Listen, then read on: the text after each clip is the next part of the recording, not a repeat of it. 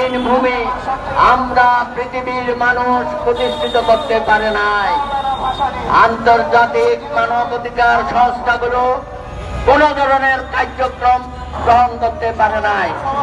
Netanyahu একজন বিশ্বকষাই, সে কদিন পর পরে হামলা করে ফিলিস্তিনিদের উপর গাজায়, এখানে যারা আশ্রয় গ্রহণ করেছে সেই আশ্রয় কেন্দ্রে হামলা করে সমস্ত রকমের আন্তর্জাতিক রীতিনীতি লঙ্ঘন করে।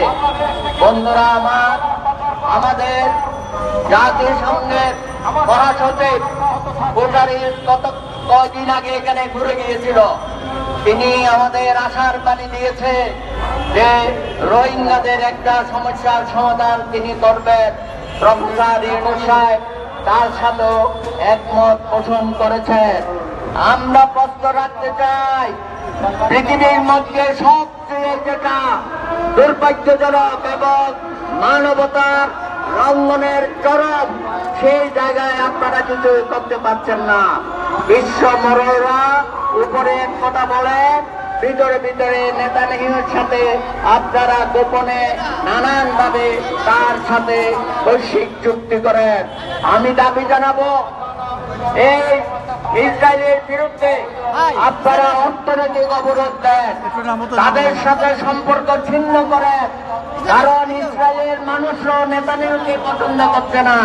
জবরদস্তিমূলক ভাবে সে ক্ষমতায় আছে, সেখানে নির্বাচনের সময় পার হয়ে গেছে, কারণ সে জানে ইসরায়েলে যদি এখন নির্বাচন দেয় নেতানিয়াহুর ভরাডুবি হবে।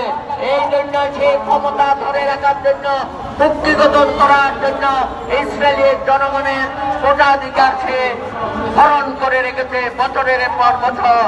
আমি আন্তর্জাতিক আদালতে তার বিচার চাই।